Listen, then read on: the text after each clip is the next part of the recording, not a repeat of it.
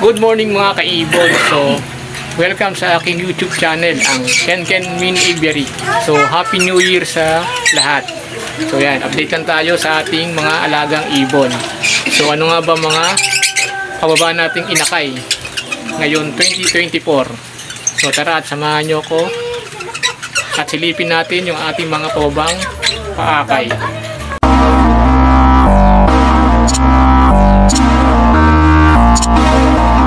So, welcome back mga kaibon. So, ito na nga, sisilipin natin yung ating mga paakay ngayon 2024. So, ayan. Good morning. So, good morning sa inyong lahat. So, bali iiyaw ako ngayon. So, sinabay ko lang itong vlog natin. So, nag-iiyaw tayo ng tilapia. So, ayan, iiyaw muna tayo. So, ayan. So, silipin na natin dito yung ating mga paakay. So, ano nga ba yung naging paakay natin ngayon 2024? So, malapit na rin silang magbabaan. So, una nating paakay dito ay dito sa cage na to. So, ang parasan natin dito ay isang green pastel opa split par blue possible split ino. So ang kapares niya rito ay isang yellow bull opa na split sa ino. So yan. So yan yung kapares niya. So magandang parisan to. So first latch nila. So naglabas agad sila ng tatlo. So ito yung tatlong paakay nila. So dalawang turquoise par blue opa at isang green pastel opa. So yan. So silang tatlo ay post ino. So napakagandang akay nito mga kaibon. Dahil ito ay pang project ng Crimino Opaline. So yan. Pagugulangin na natin to kasi ito yung hanap natin dati na ibon. So medyo mahirap maghanap talaga dati. Saka hindi na rin ako makabili dahil nga medyo marami tayong ibon. So yan. Pagugulangin na natin mga kaibon. Yung ating second pair ay dito sa taas. So dito na naman meron tayong green split opa split ino. At ang kapares niya rito ay Disino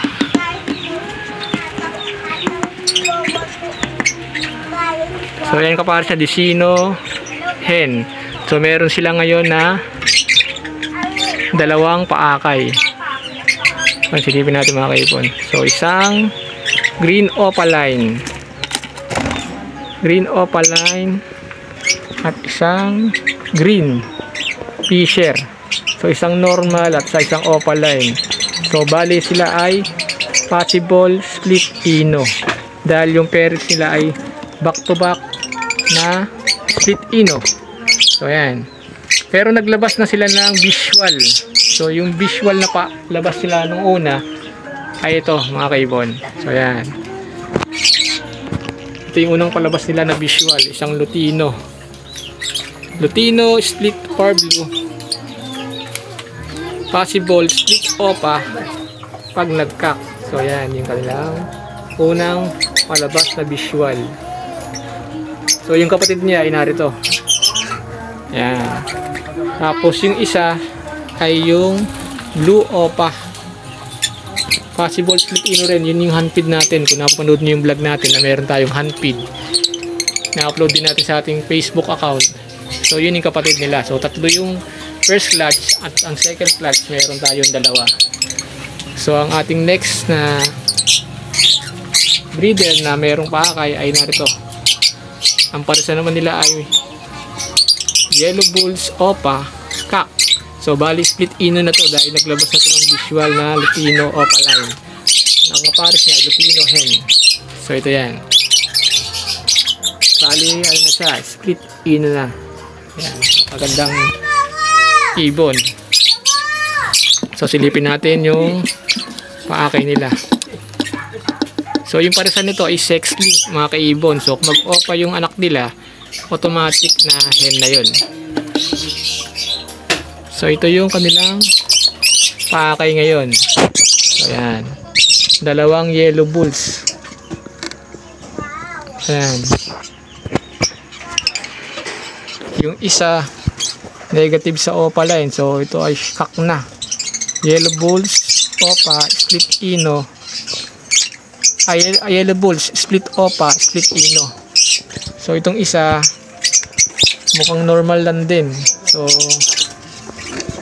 hintayin pa rin natin paglaki. Pero kung mag-opa to, hen na to. Pero pagka hindi, ay split opa, split ino. So, yan. Magandang materyales sa paggawa ng Lutino opaline. So, ang next natin na breeder ay dito mga kaibon, sa taas. So, akit na tayo. Yung breeder natin naman dito ay isang Green Ewing Opa Split Ino. Ang kapares niya ay Lutino opaline na hen. So, ayan. Pang second clutch na nila. So, ito yung tandaan natin. Silipin natin. So, magaling mang breeder to dahil nga naka-first clutch sila. Ito yung first clutch nila. Nakabuhay sila ng 5. So, 5 yung itlog, 5 rin yung napisa. 5 din yung nabuhay. So, napagaling nila.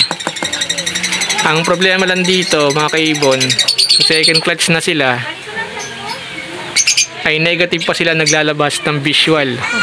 Wala pa sila nilalabas na visual na Lutino opaline. So, ito yung second clutch nila. So, ayan. So, meron silang 5. So, lahat ito ay split sa ino. At lahat ay opaline. So, ayan. 2 blue opaline, 2 green opaline, at isang, ito yata ay violet o mauve. So, hintayin na lang natin paglaki pa. So, ito yung ating pababa. So, lahat ay sure split opaline. So, napagandang materyales.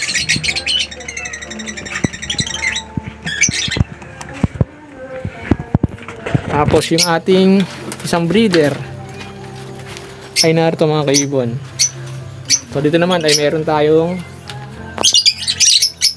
pastel par blue, split opa, split ino na kak.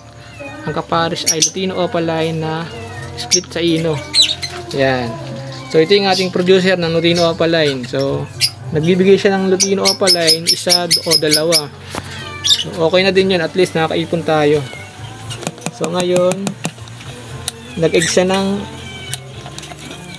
4. So, isa lang yung napisa.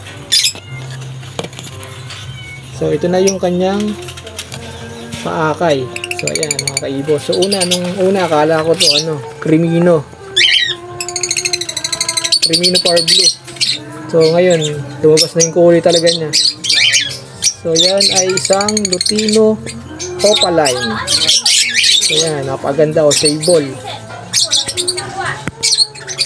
Lutino opaline split par blue. Ayan. Split par blue. So, pwede itong mag-cock at pwede rin na mag-hen. So, yung sinundan nito na akay. So, bago mag-akay, bago yan yung akay na yan, mayroon pa siyang paakay na isang Lutino opaline. So, yun yung Lutino opaline na paakay niya. Okay, ibon yung isa. So, ayan.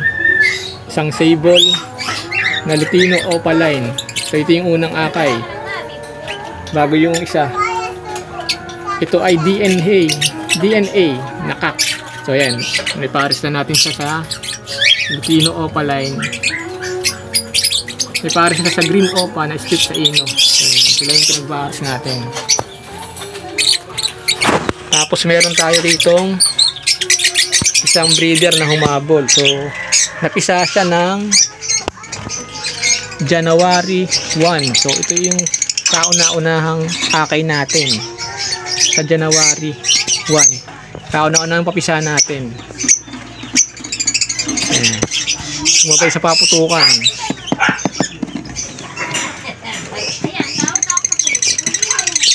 So, yun na nga mga kaibon.